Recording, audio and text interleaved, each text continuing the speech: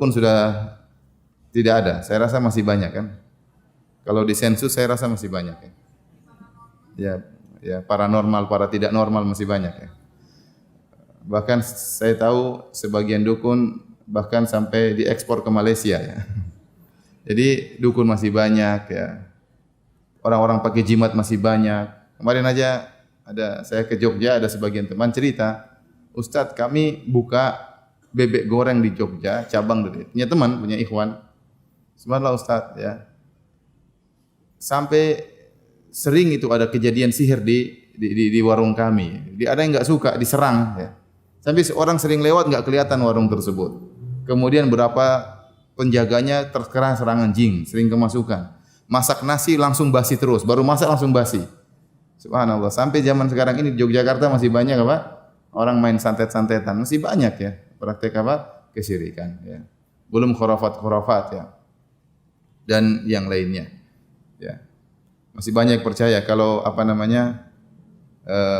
Matanya kedap-kedip sendiri nanti tandanya apa ya. Kemudian kalau bibirnya kedap-kedip sendiri tandanya apa? Nah, macam-macam ya, tergantung siapa penafsirnya ya. Tangannya gerak-gerak sendiri, mungkin katanya mau dapat uang ya, dan macam-macam ya. Dan ini masih banyak tersebar di tanah air kita ya. Dan juga masih ada namanya Kiai Selamat di Solo ya. Sapi yang diperebutkan kotorannya ya, dicari keberkahannya. Seandainya yang memperebutkan kotorannya adalah orang-orang non muslim, maka kita bilang wajar. Tapi yang memperebutkan kotorannya, mencari berkahnya adalah orang-orang muslim. Ini perkara yang sangat menyedihkan. Sudah berusaha bertauhid, perlu untuk mengingatkan diri kita. Bahwasanya kita harus ikhlas kepada Allah Subhanahu wa taala, meningkatkan level kesabaran kita, meningkatkan level tawakal kita. Ini juga perlu. Ya, jadi bukan cuma orang-orang jahil saja yang perlu belajar tauhid, kita pun perlu belajar tauhid. Ya, karena kesabaran bertingkat-tingkat, keikhlasan bertingkat-tingkat, tawakal bertingkat-tingkat. Nah, kita perlu meningkatkan itu semua dengan mempelajari tauhid kepada Allah Subhanahu wa taala. Ya. Terlebih lagi ya, banyak masyarakat yang salah paham tentang tauhid ya. Mereka menyangka namanya tauhid itu adalah meyakini Allah adalah Tuhan. Jadi persangkaan mereka selama kita tidak masuk ke agama lain atau selama kita tidak tidak meyakini ada pencipta lain selain Allah, maka kita masih muslim, masih bertauhid ya. Sehingga mereka pakai jimat, kata mereka enggak jadi masalah. Mereka menyangka namanya syirik itu kalau meyakini ada pencipta lain. Baru dikatakan apa? Musyrik. Selama kita meyakini meminta kepada mayat enggak jadi masalah, selama kita tahu bahwasanya pencipta adalah hanya Allah semata. Minta kepada mayat hanyalah sebab, pakai jimat hanyalah sebab, pergi ke dukun. Sehingga banyak orang tidak tahu kalau mereka terjerumus dalam kesyirikan.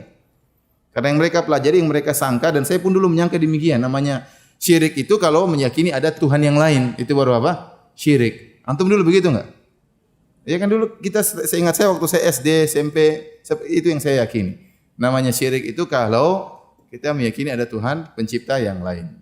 Dan ini diyakini oleh banyak masyarakat yang seperti ini, sehingga mereka melakukan praktek perdukunan, pergi ke dukun, pakai jimat, percaya macam-macam, jampi-jampi, jimat-jimat, mereka merasa tidak melakukan kesyirikan. Ini menunjukkan semakin penting bagi kita untuk mempelajari tauhid. Kenapa? Karena mafhumut tauhid, definisi tauhid itu sudah salah tersebar di masyarakat. Perlu perbaikan, perlu kita jelaskan apa maksud dari definisi tauhid yang benar.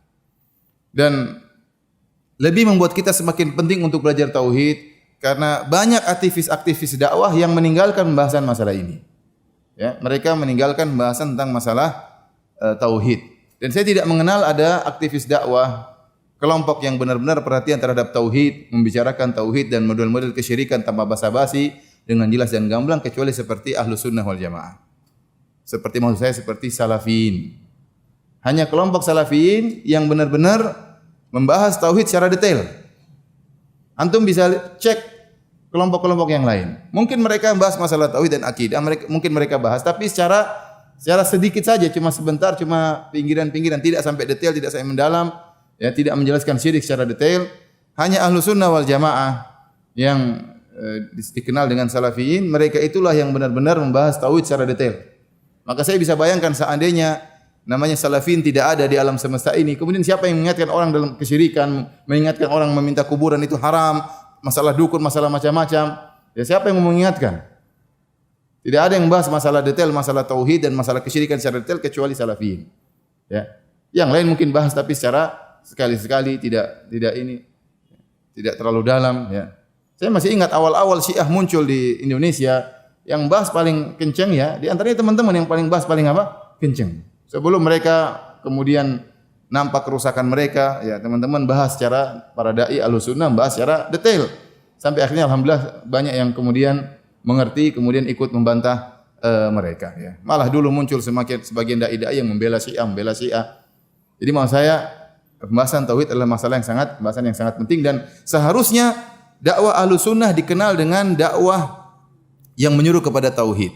Karenanya waktu Abu Sufyan radhiyallahu anhu tatkala masih kafir, waktu dipanggil oleh Raja Heraklius ditanya tentang sifat-sifat Nabi Muhammad sallallahu alaihi wasallam, maka di antara pertanyaan Raja Heraklius, dia bertanya, "Herakal, wa madza ya'murukum?" Apa yang diperintahkan Muhammad kepada kalian? Maka Abu Sufyan berkata, "Qala u'budullaha wa la tusyriku bihi syai'a watruku ma yaqulu aba'ukum." Wa kana ya'muruna bis salati was sidq wal afaf was silah. Kata dia, Muhammad menyuruh kami dengan berkata, sembahlah Allah saja dan jangan berbuat syirik sama sekali dan tinggalkanlah perkataan nenek moyang kalian seperti bersumpah dengan nama selain Allah dan yang lainnya. Melarang untuk berbuat syirik sama sekali. Ternyata ciri khas dakwah Nabi dikenal oleh musuhnya, Muhammad itu menyeru kepada apa? Tauhid. Maka seharusnya dakwah kita terkenal khasnya dengan menyeru kepada tauhid. Tentunya dengan yang lain pula, dengan masalah tauhid, dengan masalah akhlak, masalah adab, kita juga menyeru akan hal tersebut. Tetapi yang paling utama, seharusnya dakwah kita dikenal dakwah yang menyeru kepada mentauhidkan Allah Subhanahu wa taala, mengesahkan Allah Subhanahu wa taala, karena itulah tujuan seluruh nabi diutus. Kata Allah Subhanahu wa taala, ya, walaqad ba'atsna fi kulli ummatin rasulan an i'budullaha wajtanibut taghut. Sungguh kami telah mengutus pada setiap umat seorang rasul yang seluruh rasul tersebut menyeru u'budullaha wajtanibut taghut. Sembahlah Allah saja dan jauhilah taghut, jauhilah kesyirikan. Baik, Bapak dan Ibu yang dirahmati Allah Subhanahu wa taala, buku yang akan kita bahas adalah buku yang ditulis oleh Syekh Muhammad bin Abdul Wahhab At-Tamimi. Syekh Muhammad bin Abdul Wahhab At-Tamimi. Yang orang-orang mengatakan dialah yang disebut dengan apa? Wahabi, ya. Wahabi.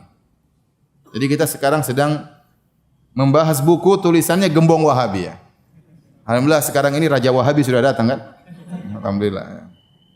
Saya bilang banyak ustaz-ustaz Wahabi diusir, Raja Wahabi datang mereka sambut. Alhamdulillah ya. Mudah-mudahan bawa apa? Berkah ya. Syekh Muhammad bin Wahhab rahimahullahu taala, beliau dilahirkan di Uyainah sekitar tahun 115 Hijriah, yaitu sekitar 1703 Masehi, ya, 1700. Jadi tahun 1700-an. Wafat di Dir'iyah tahun 1206 Hijriah, yaitu tepatnya 1792 Masehi. Jadi umur beliau sekitar 90 tahun, 89 tahun usia beliau, ya. Jadi lahir sekitar tahun 1700-an, awal 1700-an, wafat di akhir tahun 1700 menjelang 1800. Buku ini ya memiliki banyak keistimewaan, ya. Dan buku ini saya katakan kenapa istimewa. Pertama, ditulis oleh seorang ulama yang alim, ya. Dan dia menghadapi permasalahan kesyirikan di masa dia. Oleh karenanya kalau kita pelajari tentang bagaimana sejarah Syekh Muhammad bin Wahhab rahimahullahu taala, di zaman dia mendapati banyak praktek kesyirikan. Perdukunan ada, kemudian juga ada orang-orang minta ke kuburan. Di zaman beliau ada kuburan orang saleh namanya Zaid bin Khattab. Maka orang-orang sering minta ke kuburan tersebut. Maka datanglah Syekh Muhammad bin Wahhab rahimahullah menegur mereka dengan mengatakan Allahu khairun min Zaid. Allah lebih baik daripada Zaid. Kenapa minta kepada Zaid? Mintalah kepada Allah Subhanahu wa taala. Jadi dia mendapati jimat-jimat juga tersebar di zaman dia sehingga hatinya tergerak untuk menulis buku ini. Tentu beda tatkala seorang menulisnya sekedar ilmiah dengan orang yang menulis dalam rangka untuk berdakwah. Karena permasalahan-permasalahan yang dia hadapi. Dan permasalahan-permasalahan tersebut berulang-ulang, ya. Karena setannya sama, iblisnya sama, tidak berubah, ya. Sampai sekarang juga syiriknya itu-itu aja, ya atau tidak? Apa ada perubahan, ya? Syiriknya itu-itu aja, mungkin dibungkus dengan bungkus yang lain atau dinamakan dengan nama yang lain, tapi syiriknya itu saja ya. Ini yang pertama, keistimewaan buku ini ditulis oleh seorang ulama yang dia benar-benar menghadapi permasalahan yang dia tuangkan dalam buku-buku beliau, dalam buku beliau ini. Kemudian yang kedua, buku ini ringkas ya, ringkas. Bukunya dijual di Arab Saudi cuma 1 real ya. Ya. Di sini diterjemahkan jadi berapa sekarang? Berapa? 20.000. Di sana 1 real buku tipis ya. Kecil. Oleh karenanya mudah untuk dihafalkan oleh para penuntut ilmu, ya, isinya dalil-dalil dan sederhana. Dia cuma mengatakan bab ini dalilnya firman Allah, hadis Nabi, athar salafus saleh. Sederhana. Dan ini seperti metodenya Al-Imam Al-Bukhari rahimahullahu taala dalam Sahih Al-Bukhari. Imam Al-Bukhari menulis bab kemudian dituliskan hadisnya dengan dalilnya. Sederhana. Ini mempermudah karena bukunya ringkas namun luar biasa faedahnya. Ya. Kemudian di antara keistimewaan buku ini menjelaskan syirik secara detail. Syirik secara detail. Syirik besar dijelaskan secara detail, syirik kecil juga dijelaskan secara detail. Dan ini jarang ada yang menulis seperti ini. Oleh karenanya saya boleh katakan, tidak ada buku yang ditulis sedetail seperti buku Kitab Tauhid sebelum adanya Syekh Muhammad Abdul Wahab. Baru ada buku yang menulis secara detail tentang syirik besar dan syirik kecil, itu baru ditulis oleh Syekh Muhammad bin Abdul Wahab rahimahullah dalam kitab Tauhid yang akan kita bahas. Adapun sebelumnya para ulama membahas tentang masalah tauhid, ya, ulama-ulama membahas, tetapi tidak sedetail Syekh Muhammad bin Wahab. Seperti Ibnu Taimiyah rahimahullah, Ibnu Qayyim, mereka membahas tentang masalah syirik besar, syirik kecil, tetapi bukunya terpencar-pencar, pembahasannya terpencar-pencar. Tetapi yang menggabungkan dalam satu buku khusus tentang masalah tauhid baru Syekh Muhammad bin Abdul Wahab rahimahullahu taala, ya. Dan tentunya Syekh Muhammad bin Wahab mengambil faedah dari ulama-ulama sebelumnya, ya.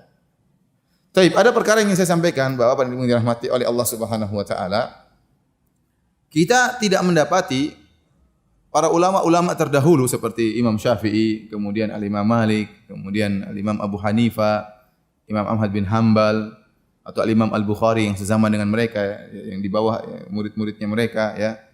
Pembahasan mereka jarang tentang masalah tauhid al-uluhiyah. Pembahasan mereka kalau kita buka buku-buku mereka kebanyakan berkaitan tentang masalah tauhid al-asma wa sifat. Tauhid al-asma wa sifat. Seperti Al-Imam Al-Bukhari dalam kitabnya ada judulnya Kitabut Tauhid. Dalam Sahih Bukhari itu ada suatu subjudul judulnya Kitabut Tauhid. Kalau kita buka subjudul tersebut kita dapati yang dibahas adalah masalah membantah Jahmiyah yang mengatakan Allah tidak di atas. Maka Imam Bukhari menentangkan hadis-hadis yang menjelaskan Allah berada di atas. Jadi yang dibantah oleh Imam Bukhari adalah Jahmiyah. Kemudian juga misalnya Al-Imam Ahmad bin Hanbal punya buku judulnya Ar-Rad al-Jahmiyah wa Zanadiqah, membantah orang-orang Jahmiyah dan Zanadiqah. Dan Jahmiyah ini berbicara tentang masalah asma wa sifat, ya. Kita dapati juga perkataan Imam Syafi'i membantah tentang ilmu kalam. Imam Syafi'i benci terhadap ilmu kalam, ya.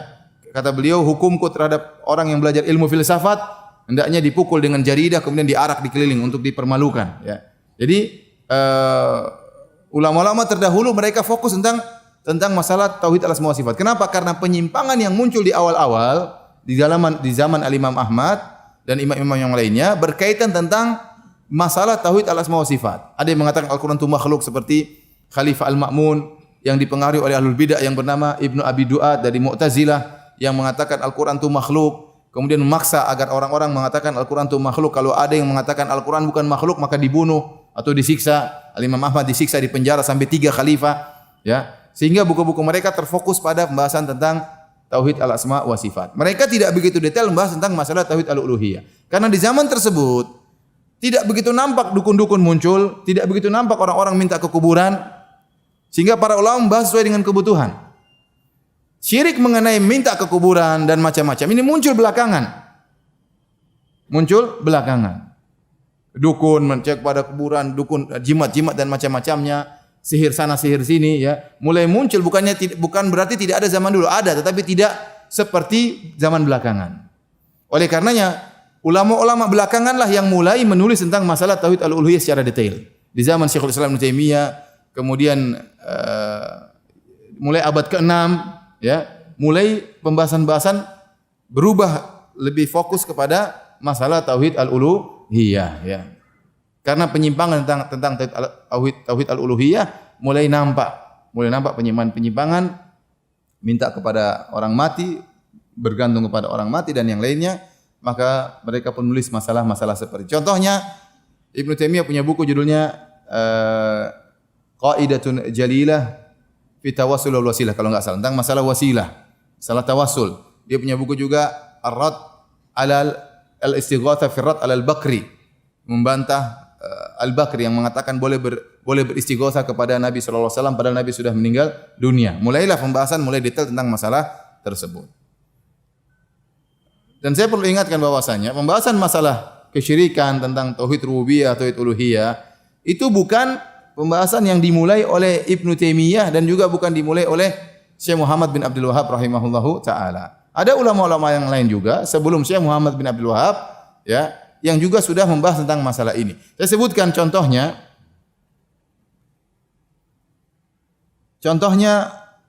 Al-Imam Al-Mikrizi. Al-Imam Al-Mikrizi adalah ulama besar di mazhab Syafi'iyah. Seorang alim dan juga seorang ahli sejarah, ya, sejarawan. Yang dia wafat pada tahun 845 Hijriah. 845 Hijriah. Dia punya buku judulnya dan buku ini saya sangat berharap untuk banyak dibahas di negeri kita karena negeri kita mengaku bermadzhab apa? Syafi'i dan banyak yang belajar mazhab Syafi'i. Ternyata ya ada ulama mazhab Syafi'i yang menulis khusus tentang masalah ini yang namanya Al-Mikrizi, judul bukunya Tajridut Tauhidil Mufid. Tajridut Tauhidil Mufid. Ya, artinya memurnikan tauhid. Memurnikan tauhid yang pemurnian ini bermanfaat ya. Di awal buku tersebut saya bacakan. Mirip seperti tulisan Muhammad bin Abdul Wahhab rahimahullahu taala. Dia berkata, "Ka qaulihi ta'ala iyyaka na'bud." Seperti firman Allah, hanya kepada Engkaulah kami menyembah. Fa innahu yanfi syirkal mahabbah wal ilahiyah. Sungguhnya firman Allah, hanya kepada Engkaulah kami menyembah. Ini menafikan kesyirikan dalam al-mahabbah, kesyirikan dalam kecintaan, dan kesyirikan dalam al-ilahiyah, dalam uluhiyah. Dia bagi ada kesyirikan dalam al-mahabbah dan ada kesyirikan dalam al-ilahiyah. Kemudian beliau berkata, wa qauluhu wa iyyaka nasta'in, dan firman Allah, hanya kepada Allah kami memohon pertolongan, fa innahu yanfi syirkal khalqi war rububiyah. Ini menafikan syirik rububiyah. Sekarang dia sudah menggunakan lafal tauhid uluhiyah dan tauhid apa? Ar-rububiyah, ya. Saya ingin jelaskan bagian tauhid menjadi tiga itu bukan perkara yang baru, ya. Nanti akan kita jelaskan secara detail insyaallah. Kemudian kata dia, fatadammanat hadhil ayatu tajridat tauhid rabbil alamin fil ibadah. Maka ayat ini mengandung pemurnian tauhid kepada Allah dalam masalah peribadatan. Wa annahu la yajuzu isyraku ghairihi ma'ahu, dan tidak boleh mensekutukan Allah dengan selain Allah Subhanahu wa taala. La fil af'al wala fil alfaz wala fil iradat. Tidak boleh syirik dalam perbuatan, dalam perkataan maupun dalam kehendak. Disebutkan di jenis-jenis kesyirikan. Ada kesyirikan dalam perbuatan, ada kesyirikan dalam lafal dan ada kesyirikan dalam kehendak. Kemudian dia kasih contoh. Fasyirku bihi fil af'al. Contoh syirik dalam perbuatan, kasujudi li ghairihi subhanahu wa ta'ala, seperti sujud kepada selain Allah.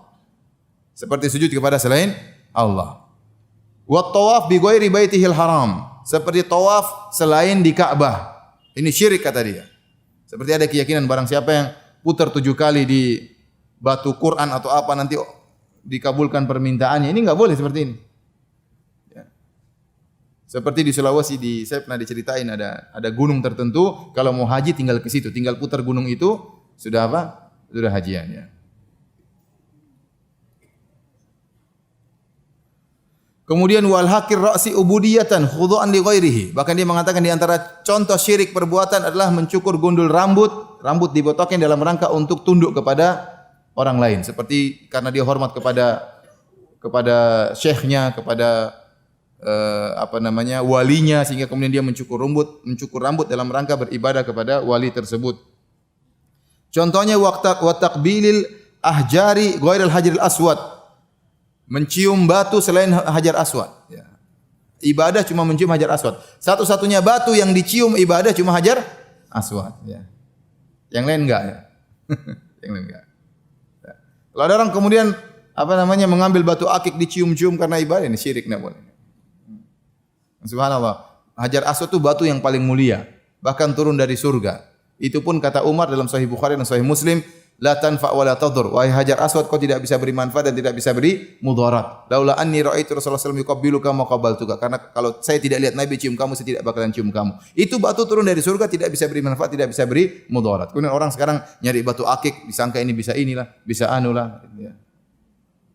Lebih hebat daripada Hajar Aswad. Kemudian wa taqbilil kubur wastilamiha wasujudilaha. Di antara kesyirikan dalam perbuatan adalah mencium kuburan, mengusap kuburan dan sujud kepada kuburan. Ini banyak terjadi. Saya sendiri pernah lihat langsung di Masjid Nabawi. Orang-orang Indonesia dilarang untuk ibadah di kuburan Nabi, maka dia pun keluar di depan, kemudian dia balik sujud ke kuburan Nabi, padahal kiblatnya sebelah sana. Saya lihat langsung. Subhanallah. Siapa yang ngajarin mereka seperti sujud kepada kuburan Nabi? Ya, bukan sujud ke arah kiblat. Kemudian apalagi ngusap-ngusap apa? Kuburan, ngusap-ngusap tanah. Apalagi tanahnya diambil kemudian dikantongi kemudian dia. Ya. Dan ini adalah kebiasaan orang-orang Syiah. Ya, makanya para ulama mengatakan masalah pensucian terhadap kuburan, kemudian mengambil pasir-pasir di kuburan, ini adalah tradisinya orang-orang Syiah yang diadopsi oleh sebagian kaum muslimin. Kemudian kata beliau, wal qad la'ana an-nabiy sallallahu alaihi wasallam man ittakhadha qubural anbiya wa shalihin masajid.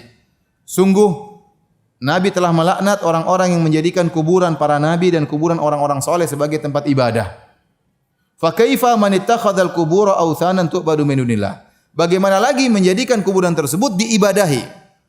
Kata beliau, ini kata Al-Makrizi, ulama besar mazhab Syafi'iyah, wong menjadikan kuburan tempat ibadah, ibadahnya kepada Allah saja dilaknat. Apalagi beribadah kepada penghuni kubur. Bertaqarrub, mendekatkan diri kepada penghuni kubur, minta kepada penghuni kubur, maka ini lebih terlaknat lagi tentunya. Beliau juga berkata, ya, dalam kitab yang sama, coba ini, dia ini bukan Wahabi ya, ini bukan Wahabi, dia ini mazhab apa? Syafi'i. Dia berkata, ziaratul kubur ala salasati aqsam. Ziarah kuburan itu ada 3 model. Kalau kita saya sering bilang ziarah kubur ada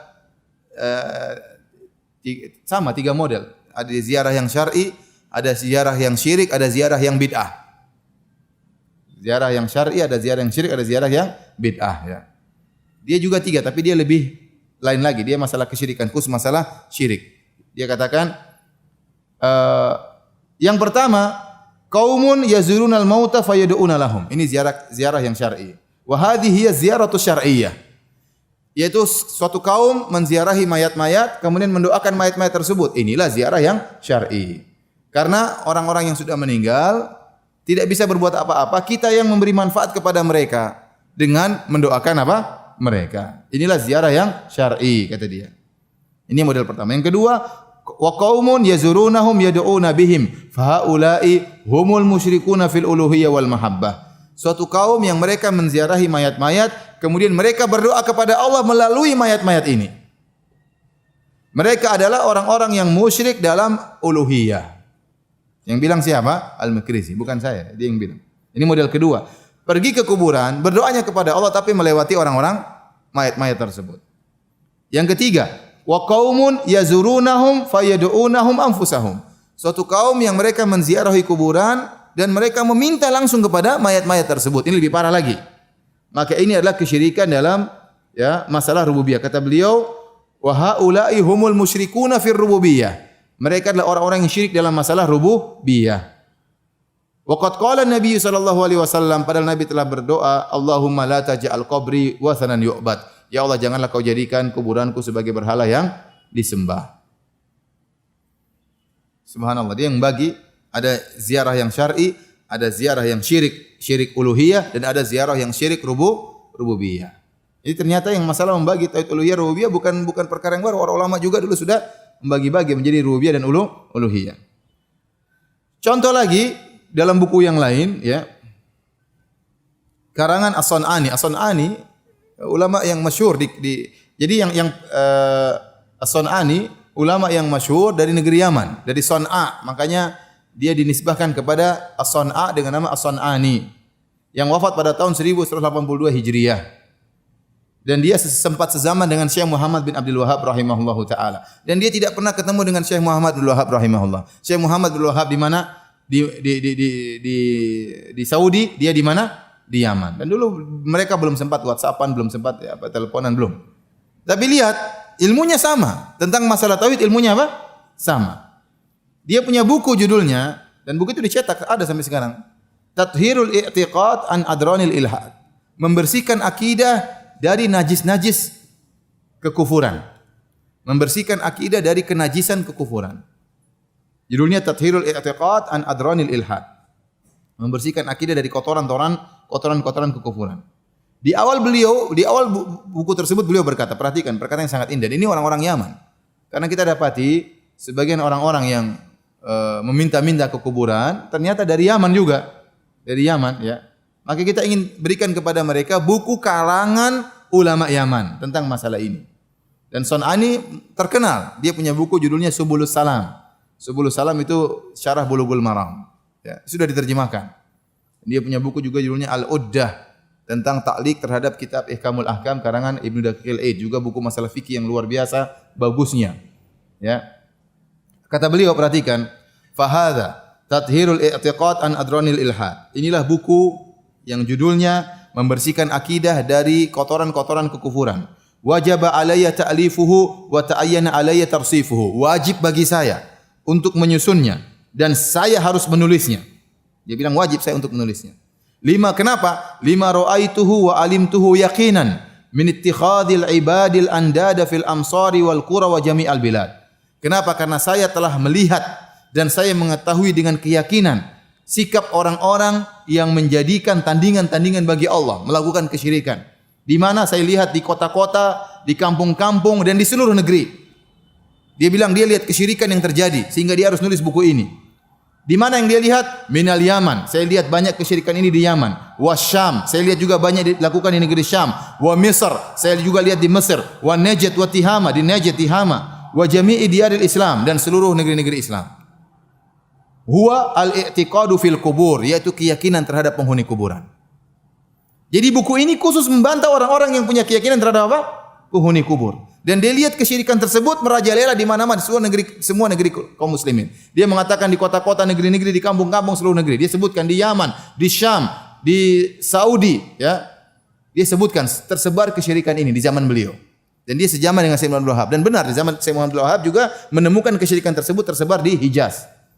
Makanya dia tulis buku Kitabut Tauhid. Subhanallah, dia tidak sebut Indonesia. Ya. Dia cuma sebut apa? Yaman, Syam, Mesir, Saudi. Indonesia enggak. Mungkin lebih parah.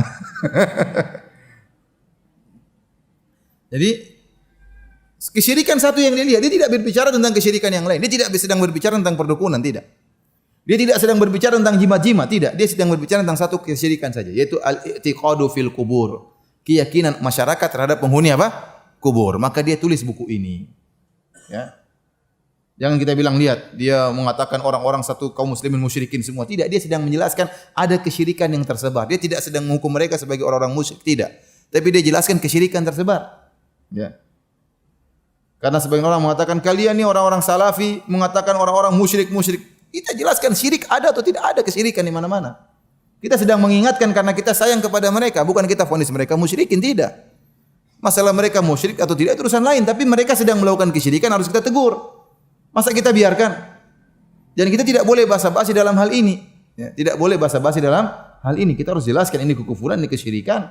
Ya, harus kita jelaskan. Nah, kita akan ditanya oleh Allah kalau kita tidak jelaskan masalah ini. Ini masalah utama yang harus kita jelaskan, masalah kesyirikan.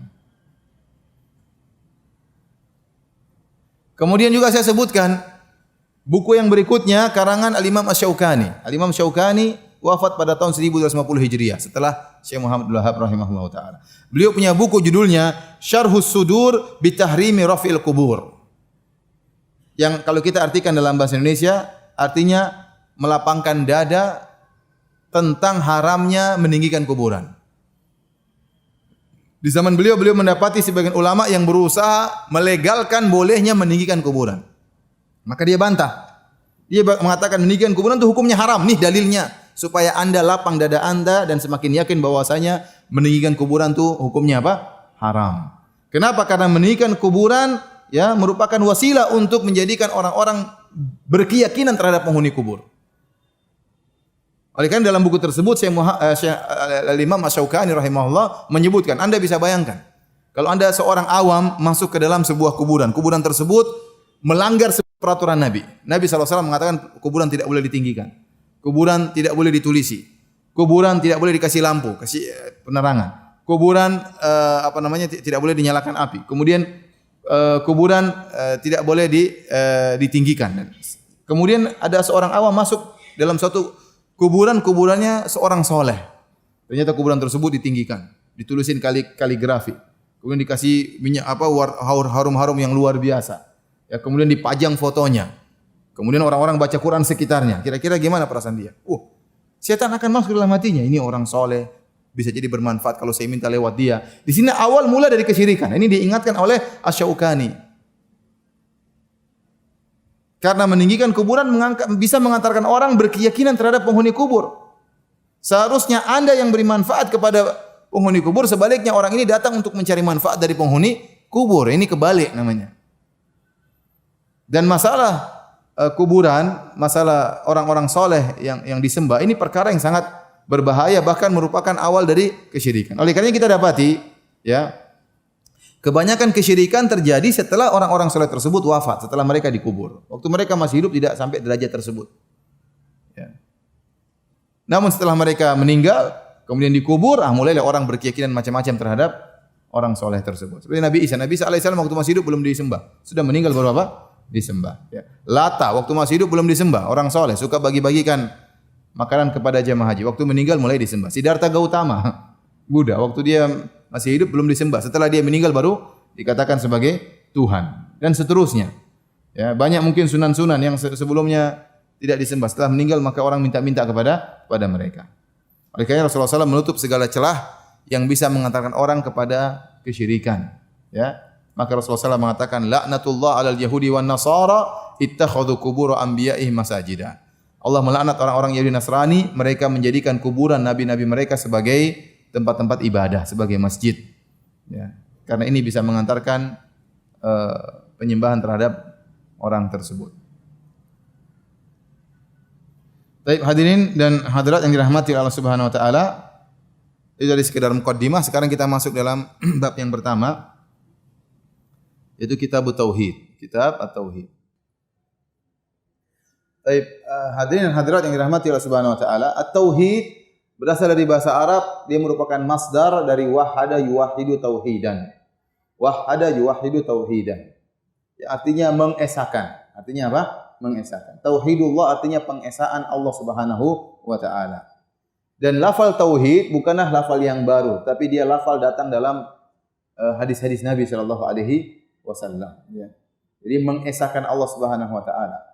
Qul huwallahu ahad. Katakanlah bahwasanya Allah itu Maha Esa, ya. Jadi kita mentauhidkan Allah karena banyak orang yang mensekutukan Allah Subhanahu wa taala. Maka perlu membenarkan pemahaman mereka agar mereka mengesahkan Allah Subhanahu wa taala. Dan dalam hadis-hadis juga disebutkan, contohnya dalam hadis yang diriwayatkan Imam Al-Bukhari dan Imam Muslim, tatkala Rasulullah SAW mengutus Mu'adz bin Jabal ke negeri Yaman, Rasulullah SAW berkata, innaka sata'ti qauman ahla kitabin. Sungguhnya kau akan datang kepada kaum ahlul kitab. Fa idza ji'tahum fad'uuhum ila an yashhadu an la ilaha illallah. Kalau kau datang kepada mereka, maka serulah mereka untuk mereka bersaksi la ilaha illallah. Tidak ada yang berhak disembah kecuali Allah Subhanahu wa taala. Dalam riwayat yang lain, falyakun awwala ma tad'uuhum ilaihi ibadatullah. Jadikanlah perkara yang pertama kali kau seru kepada mereka agar mereka ibadatullah, agar mereka beribadah kepada Allah. Dalam riwayat yang lain, falyakun awwala ma tad'uuhum ilaihi ila an yuwahhidullah. Jadikanlah dakwamu pertama kali ila an yuwahhidullah, agar mereka mentauhidkan siapa? Allah. Jadi Nabi yang bilang agar mereka mentauhidkan Allah, karena mereka musyrikin, Yahudi Nasrani, musyrikin. Maka mereka harus mentauhidkan Allah. Dalam riwayat yang lain, tadi semua riwayat Bukhari dan Muslim. Dalam riwayat Daruqutni, dalam sunannya, Sunan Daruqutni, kata Nabi, falyakun awwala ma tad'uuhum ilaihi tauhidullah. Jadikanlah dakwah pertama kali yang kau lakukan adalah apa? Tauhidullah. Jadi kita mentauhidkan Allah itu sesuai dengan perintah Nabi. Nabi yang suruh agar kita menyeru kepada tauhid. Dalam hadis yang lain juga, hadis riwayat Ahmad dengan sanad yang sahih dari Abu Hurairah radhiyallahu anhu, Rasulullah SAW bersabda, perhatikan. Inna rajulan lam ya'mal minal khairi syai'an qat illa tauhida. Ada seorang yang tidak punya amalan sama sekali. Lam ya'mal khairan qat. Dia tidak punya amalan kebaikan sama sekali illa tauhid. Dia cuma punya amalan satu, yaitu apa? At-tauhid. Dia punya tauhid. Falamma hadaratul wafatu, tatkala dia akan meninggal dunia, qala li ahlihi, dia berkata kepada keluarganya, "Idza ana mittu fakhudhuni wahrukuni hatta tad'uni humamatan." Tsummat hanuni. Kalau saya mati, ambillah mayatku, lalu bakarlah mayatku, biarkanlah mayatku terbakar sampai menjadi debu, sampai menjadi arang. Tsummat hanuni, kemudian arang tersebut tumbuklah agar menjadi debu. Tsumadruni fil bahri fi yaumin rahim. Setelah itu tebarkanlah debu dari mayatku tersebut di lautan di hari di mana angin berhembus kencang, agar debunya kemana-mana. Fa fa'alu bihi dzalik. Maka anak-anaknya atau keluarganya melaksanakan wasiatnya. Bapaknya meninggal, dia tidak punya amalan. Kenapa? Dia takut kepada Allah. Dia takut kalau dibangkitkan, maka dia cari cara supaya dia tidak bisa dibangkitkan. Caranya gimana? Dibakar jadi debu, ditebarkan di lautan, ditebarkan di angin supaya tidak bisa bangkit kembali. Ya, fa fa'alu bihi dzalik, maka mereka melakukannya. Kemudian tatkala hari kiamat, Allah bangkitkan dia, ya. Maka Allah bertanya, "Ma hamalaka ala ma sana'ta?" Apa yang membuatmu melakukan demikian? Kata dia, "Makhafatuka." Saya takut kepada Engkau ya Allah. Kata Nabi, "Fa ghafarallahu lahu." Allah ampuni dia. Allah ampuni dia. Kenapa? Dia punya satu amalan. Itu apa? Tauhid. Jadi Nabi sudah melafalkan apa? Tauhid. Jadi tauhid ini bukan lafal buatan kita, tapi memang benar-benar datang dalam syariat. Dalam hadis-hadis Rasulullah SAW mengatakan ada amal tauhid. Suruhlah mereka untuk bertauhid. Contohnya lagi dalam hadis yang lain, hadis riwayat Ahmad juga, ya, kata Nabi SAW atau perawi berkata, Innal As bin Wa'il nadhara fil jahiliyah an yanhara mi'ata badanatin. Jadi Al-As bin Wa'il bapaknya Amr bin Al-As. Ada sahabat namanya Abdullah bin Amr bin Al-As bin Wa'il As-Sahmi. Abdullah bin Amr bin Al-As sahabat, bapaknya Amr bin Al-As juga apa? Sahabat. Kakeknya Al-As bin Wa'il kafir. Mati dalam kondisi apa? Kafir. Seperti Khalid ibn Walid ibn Mughirah. Khalid muslim, bapaknya Walid bin Mughirah kafir. Banyak sahabat seperti itu. Ikrimah bin Abi Jahal. Ikrimah muslim, bapaknya Abu Jahal. Taib. Bapaknya Al-As bin Wa'il kafir, dia pernah bernadar waktu di zaman jahiliyah untuk menyembelih 100 ekor onta. Kemudian dia meninggal sebelum melaksanakan nadarnya. Akhirnya anak-anaknya berusaha menjalankan nazar bapaknya. Wa anna Hisham bin Al-As nahara hissatahu 50 badana. Maka anaknya Hisham bin Al-As menyembelih 50 ekor onta. Padahal bapaknya tadi nazarnya berapa? 100. Jadi 50 sudah disembelih. Maka Amr ingin menyembelih sisanya. Wa anna Amr anaknya yang lain ingin menyembelih sisanya, ingin melaksanakan nazar bapaknya. Maka sebelum dia melaksanakan nazar bapaknya, dia datang kepada Nabi. Dan dia bertanya tentang hal tersebut. Sa'ala Nabi sallallahu alaihi wasallam an dzalik. Dia bertanya, "Bolehkah saya menyembelihkan buat bapak saya 50 ekor onta sisanya?" Maka kata Nabi sallallahu alaihi wasallam, "Amma abuka falau kana aqarra bitauhid." Seandainya bapakmu dahulu mengakui tauhid, nafa'ahu dzalik, akan bermanfaat, tapi dia tidak bertauhid dulu. Jadi bapaknya meninggal dalam kondisi apa? Musyrik. Maksud saya Nabi menggunakan lafal tauhid.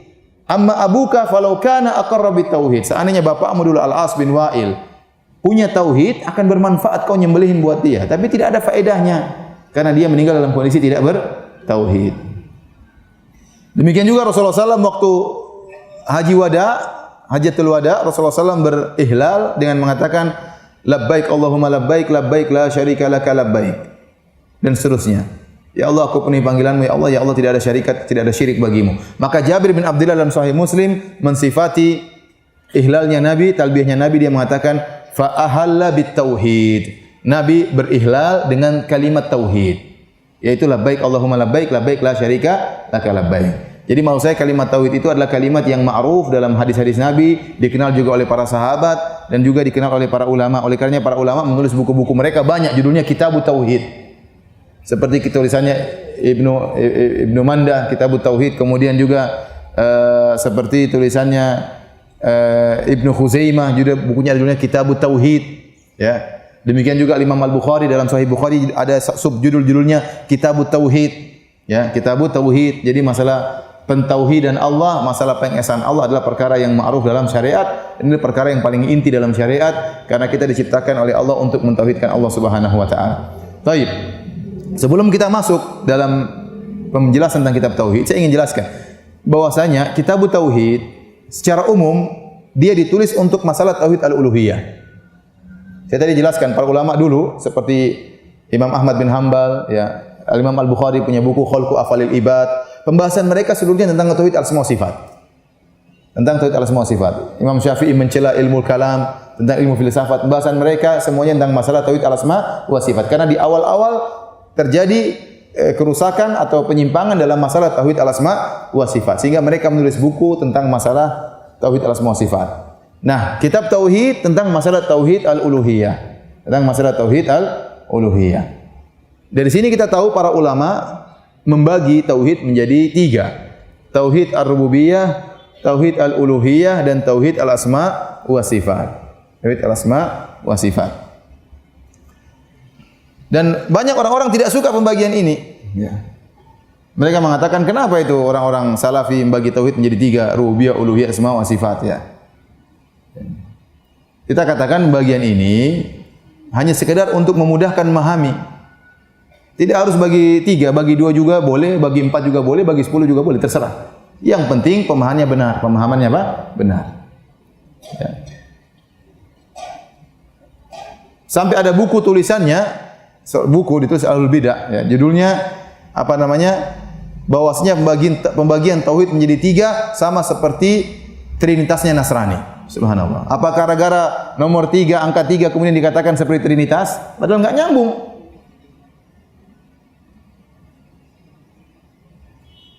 Padahal kita dapati Ahlul Bid'ah juga membagi tauhid menjadi 3. Orang-orang sufi membagi tauhid menjadi 3. Mereka mengatakan tauhid ada 3. Pertama, tauhid al-ammah, tauhidnya orang umum. Tauhid yang kedua tauhidul khassah, tauhidnya orang-orang khusus. Yang ketiga tauhid khassatil khassah, tauhidnya orang-orang super khusus. 3 juga sama. Kemudian orang Asy'ariyah juga membagi tauhid menjadi 3. Ya. Kata mereka tauhiduz zat, tauhidul af'al, tauhidus sifat. Sama 3, dalam hukum mereka juga ada. Sama 3. Jadi apakah semua yang terbagi menjadi 3 kemudian sama dengan trinitas? Jawabannya tidak. Tidak ada hubungannya. Ya. Trinitas hakikatnya lain, ini hakikatnya lain. Kenapa mau disamakan? Dan saya katakan tidak harus bagi 3. Bagi 4 juga enggak jadi masalah. Ya. Bagi 5 juga jadi masalah. Yang penting kontennya benar. Yang penting kontennya benar. Baik, hadirin hadirat yang dirahmati Allah Subhanahu wa taala, ya. Sebenarnya pembagian tauhid menjadi 3 ini dalam rangka untuk menyatukan kembali. Sebenarnya tidak perlu pembagian tauhid menjadi 1, menjadi 2 atau 3. Sebenarnya tidak perlu. Kenapa terjadi pembagian? Karena ada kesalahpahaman tentang pemahaman tauhid. Orang salah paham tentang tauhid, maka perlu dibagi dalam rangka untuk diperbaiki.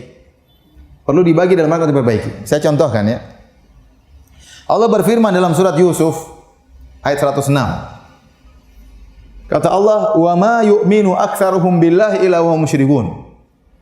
Wa ma yu'minu aktsaruhum billahi illa wa hum musyrikun.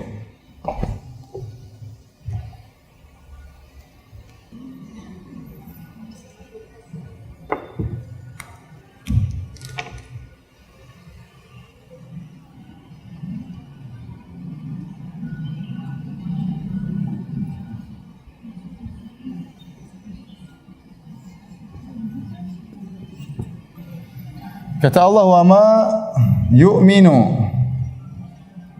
aktsaruhum billahi illa wa hum musyrikun."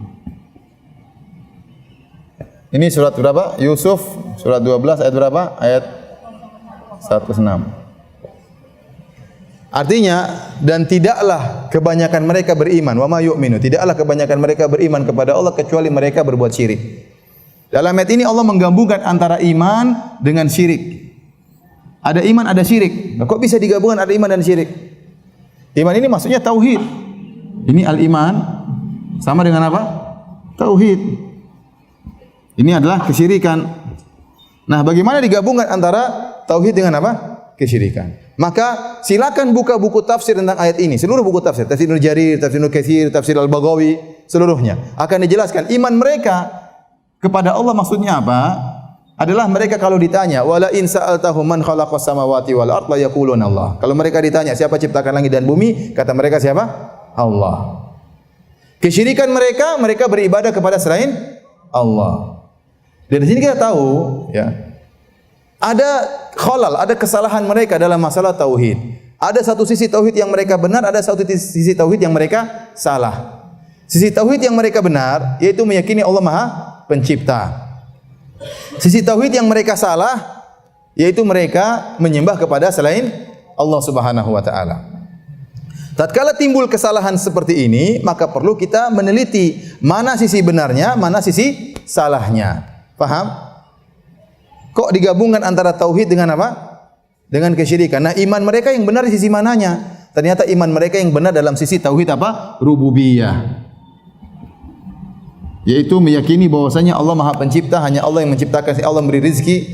Dan ternyata kesalahan mereka dalam berkaitan dengan masalah tauhid apa? Uluhiyah. Jadi maksud saya, pembagian ini muncul dengan sendirinya. Karena ada penyimpangan di kalangan masyarakat yang mereka benar dari satu sisi, salah dari satu sisi, ya.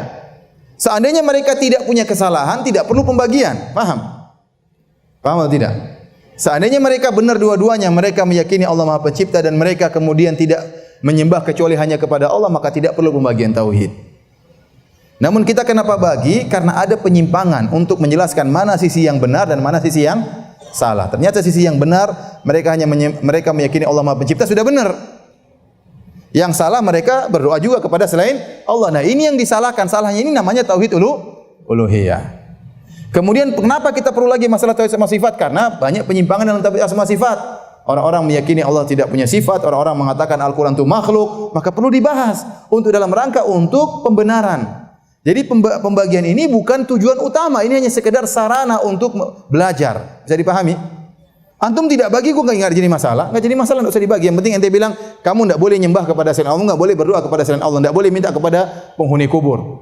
Berarti tauhidmu enggak beres. Kok tauhid saya tidak beres? Ya itu tidak beres. Saya kan meyakini Allah Pencipta. Yang itu beres, yang ini enggak beres.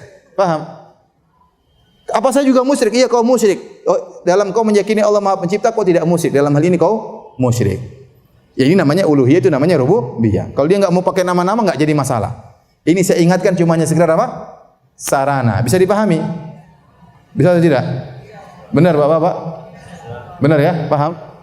Baik. Kalau sudah saya hapus. Sudah ya?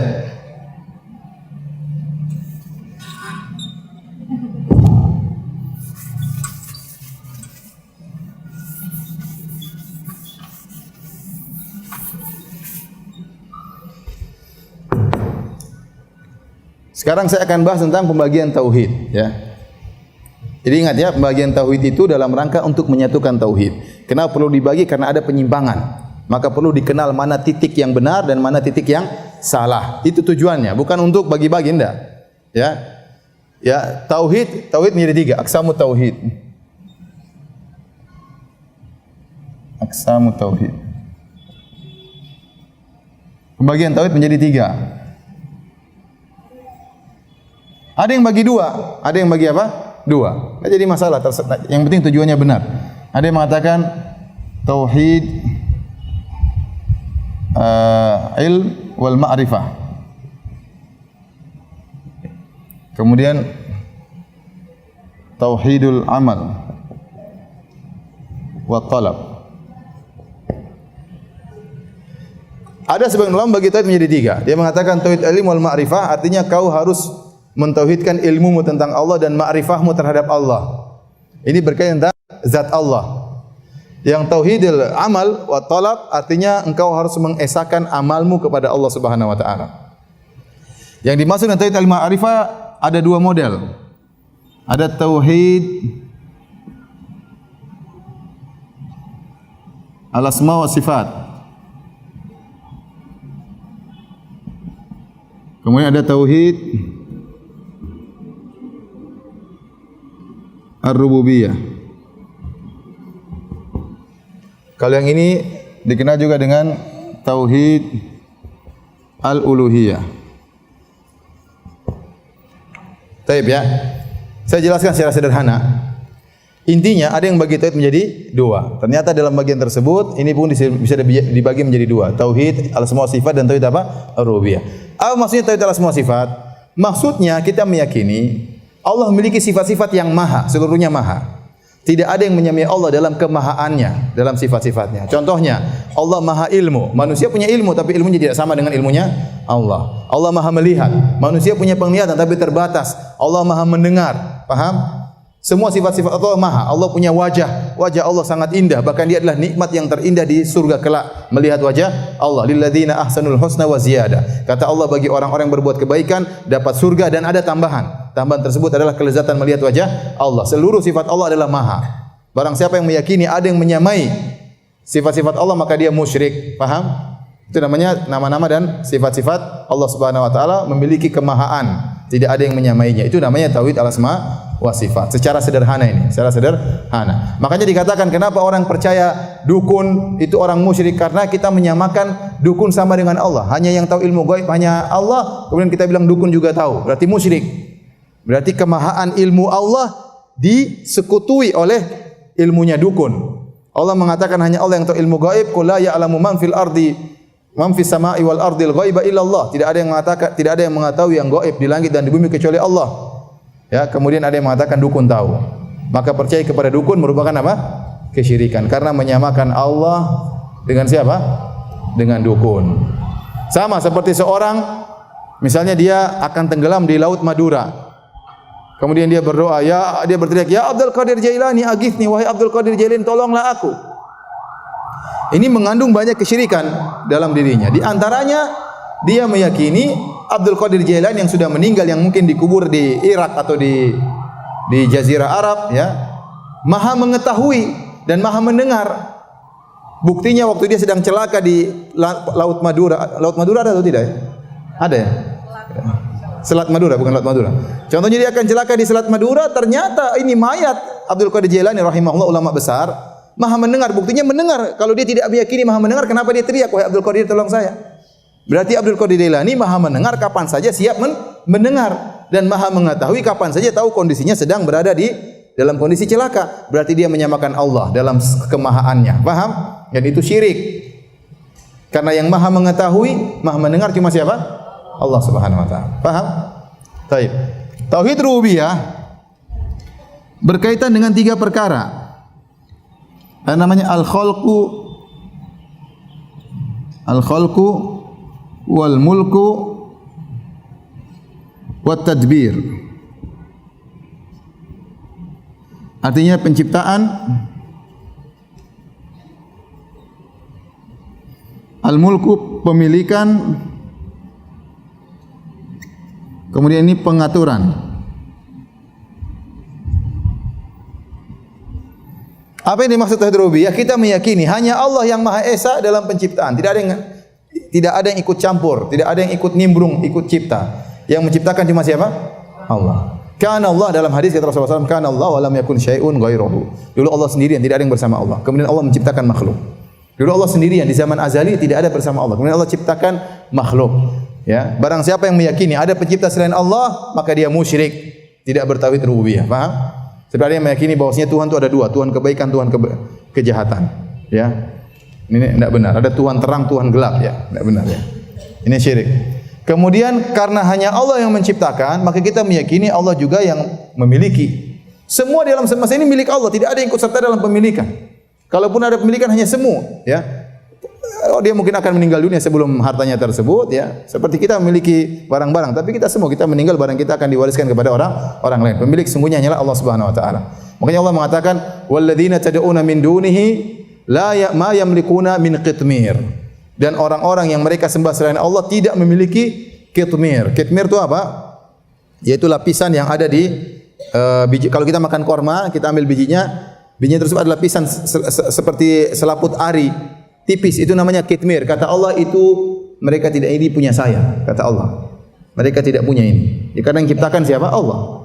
Siapa yang ciptakan? Siapa yang bisa ciptakan korma, biji korma? Siapa yang ciptakan? Allah yang ciptakan korma, Allah yang ciptakan bijinya korma, yang ciptakan selaput arinya juga Allah Subhanahu wa taala. maka semuanya hanya milik Allah Subhanahu wa taala ya. Labbaik Allahumma labbaik, labbaik la syarika laka labbaik innal hamda wa ni'mata laka wal mulk. Ya Allah, tidak ada syarikat bagimu, sungguhnya pujian hanya untukmu. Ya, kemudian nikmat hanyalah darimu dan kerajaan hanyalah milikmu. Kalimat tauhid waktu kita bertalbiyah. Paham? Kemudian yang ketiga pengaturan. Pengaturan yudabbirul amr, Allah mengatur segala urusan. Allah mengatur dengan caranya. Allah ciptakan malaikat untuk ikut mengatur, tapi semua dengan izin Allah Subhanahu wa taala. Maka barang siapa yang meyakini ada yang berhak mengatur bersama Allah, maka dia musyrik. Seperti meyakini bahwasanya pantai selatan diatur oleh Nyi Roro Kidul. Ini enggak benar ya. Sudah dikasih hak otonomi ya. Padahal surat mandatnya belum turun gitu. Mengatakan Nyi Roro Kidul mengatur apa? Ini syirik. Meyakini ada jin khusus mengatur gunung tertentu. Syirik juga enggak boleh. Paham? Ini namanya tauhid rububiyah. Dan ini semuanya berkaitan dengan zat Allah. Tauhid al-asma wa sifat berkaitan dengan meyakini tentang kemahaan sifat-sifat Allah, kemahaan nama-nama Allah. Nama-nama Allah itu sangat indah. Walillahil asmaul husna. Allah memiliki nama-nama yang indah. Kenapa? Karena di balik nama tersebut mengandung sifat yang maha indah.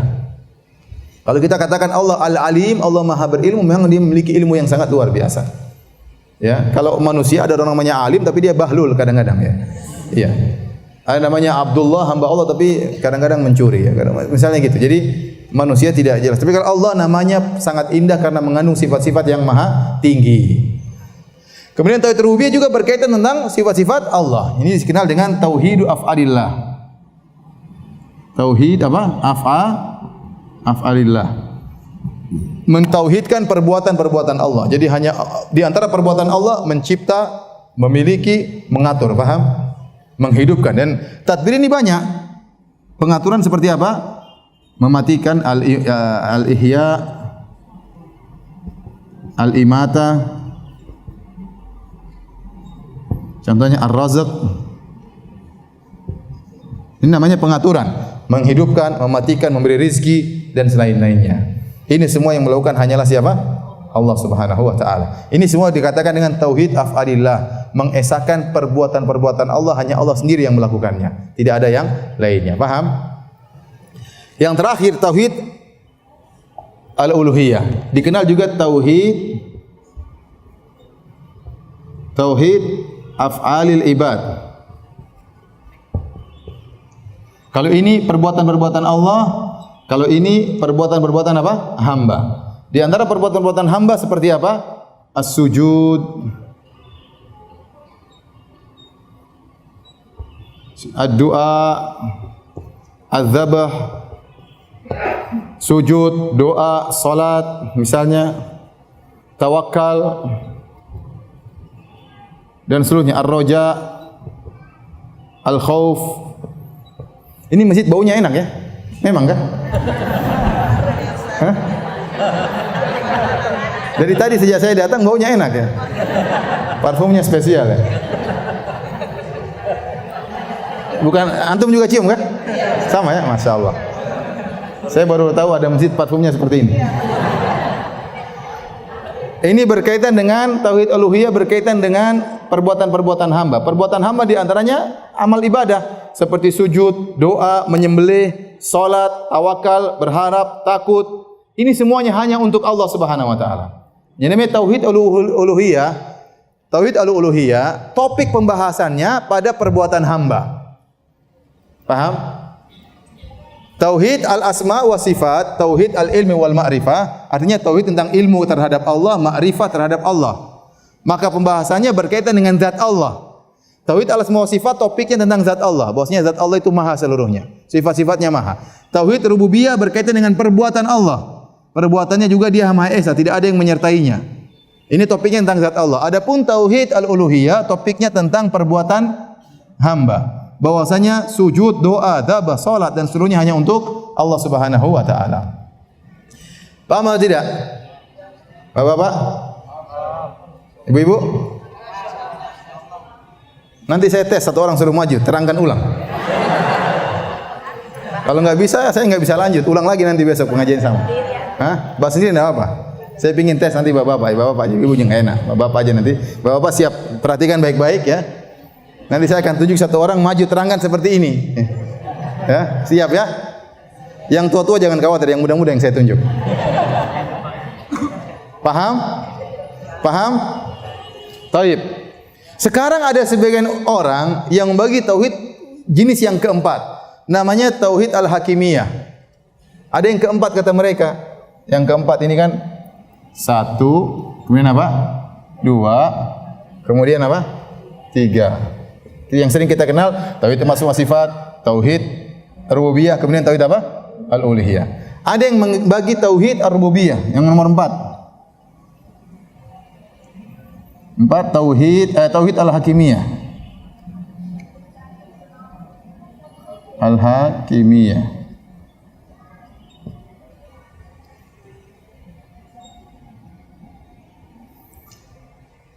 Tauhid al-hakimiyah. Maksudnya apa? Hukum hanyalah milik Allah Subhanahu wa taala. Hukum hanyalah milik Allah Subhanahu wa taala. Ini orang tersimpang dalam nanti kita bahas. Ini nanti pada bab ke-6 kita bahas khusus tentang masalah ini. Sekarang masih muqaddimah ya. Nanti bab ke-6. Insyaallah kita akan bahas masalah ini. Maksudnya apa? La hukma illa lillah. Tidak ada hukum kecuali milik Allah Subhanahu wa taala. Secara kontennya benar. Hukum itu hanya milik siapa? Allah Subhanahu wa taala. Tetapi kenapa harus dibuat bagian keempat secara khusus? Kenapa? Sebenarnya tidak perlu.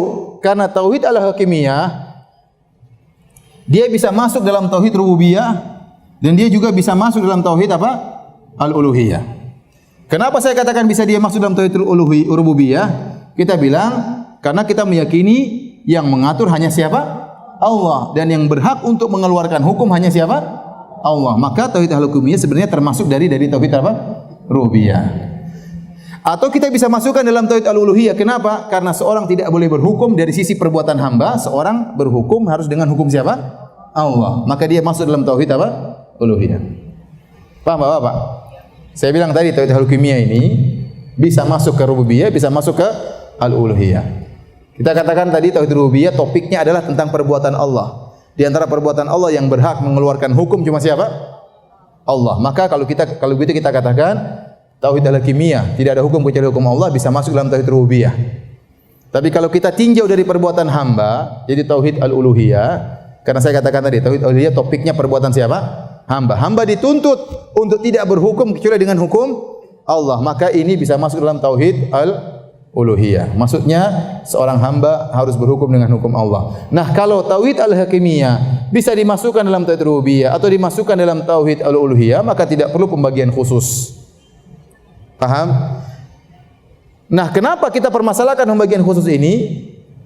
Karena ternyata orang-orang yang membagi tauhid secara khusus menjadi tauhid yang nomor 4 ini ada tujuannya dan bahaya. Yaitu dalam rangka mengkafirkan pemerintah, dan ini bahaya. Dalam rangka mengkafirkan pemerintah. Sehingga para ulama tegas tidak perlu pembagian ini. Kenapa? Karena ada masalahnya di sini. Sehingga mereka menganggap kalau ada yang berhukum tidak selain hukum Allah langsung kafir, musyrik. Bahkan mereka mengatakan ini lebih penting daripada tauhid yang lainnya. Benar, saya akan nukil dalam bab yang ke-6, bukan sekarang. Dia mengatakan pembahasan ini lebih penting daripada yang lainnya. Maka muncullah sebagian orang yang kemudian ngebom sana, ngebom sini, dan itu terjadi. Pembahasannya masalah ini. Saya masih ingat awal-awal dahulu ada seorang ustaz yang menulis tentang masalah tauhid rububiyah. Kemudian dia konsentrasi ke sini. Awal-awal, lama-lama kemudian dia mengkafirkan pemerintah. Lama-lama kemudian murid-muridnya ngebom sana sini. Hasilnya dari masalah ini. Salah paham tentang masalah tauhid al-hakimiyah. Paham Bapak dan Ibu? Paham? Siap di maju? Ya. Kalau paham, silakan catat ya. Silakan catat, kalau bertanya saya persilakan. Sekarang zaman sekarang orang tidak perlu catat, tinggal foto, cerek, selesai. Silakan difoto, di-share nanti.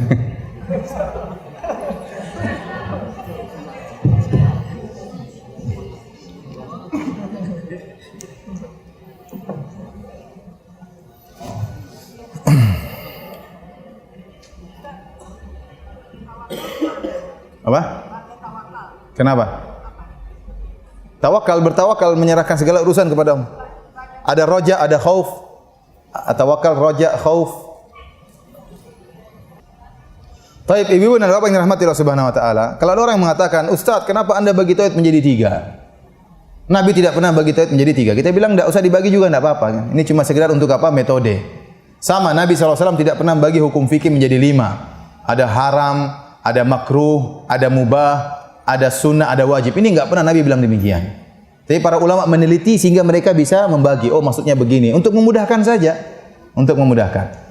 Sama dalam bahasa Arab juga Nabi tidak pernah mengatakan bahasa Arab terjadi menjadi 3. Ada huruf, ada isim kata benda, ada fi'il kata kerja. Enggak ada. Ini sekedar untuk mudah memahami. Ya. Pembagian ini sekedar metode. Tetapi kita sangat yakin. Apakah kita ragu? Apakah kita ragu kalau Nabi mengamalkan 3 tauhid ini? Ragu atau tidak? Tidak perlu ragu. Nabi benar-benar mengamalkan 3 tauhid ini. Apakah Nabi berkeyakinan ada pencipta lain selain Allah? Jawabannya tidak. Apakah berarti tauhid rububiyah? Apakah Nabi meyakini ada pengatur lain selain Allah? Jawabannya tidak. Berarti Nabi bertauhid apa? Rububiyah. Saya tidak mau namakan tauhid. Terserah ente tidak usah namakan, tapi kita menamakannya tauhid apa? Rububiyah. Saya enggak mau dinamakan tersebut. Ya sudah enggak usah namakan, enggak jadi masalah. Yang penting begitu maksudnya. Paham? Kita sangat yakin Nabi tidak pernah meyakini ada zat lain yang menyamai sifat Allah. Tidak ada. Nabi pasti meyakini hanya Allah yang maha dalam segala hal. Maka itu berarti Nabi bertauhid al-asma wa sifat. Dan kita yakin Nabi tidak pernah berdoa kepada selain Allah. Nabi tidak pernah sujud kepada selain Allah. Dan para sahabat pun demikian. Maka berarti kita meyakini Nabi bertauhid al-uluhiyah. Ya sudah, berarti penerapan tauhid 3 tauhid ini diterapkan oleh Nabi. Hanya sekadar kita untuk memilah-milah, untuk memudah, untuk paham. Karena ada penyimpangan dalam sebagian sisi. Paham atau tidak? Ya. Baik, saya rasa sampai di sini saja kajian kita pada kesempatan hari ini ya. Mohon maaf kalau kurang dan lebihnya, yang benar datangnya dari Allah Subhanahu wa taala, yang salah dari saya sendiri. Semoga Allah mengampuni kita semua. Subhanakallah bihamdik asyhadu an la ilaha illa anta astaghfiruka wa atubu ilaik. Assalamualaikum warahmatullahi wabarakatuh.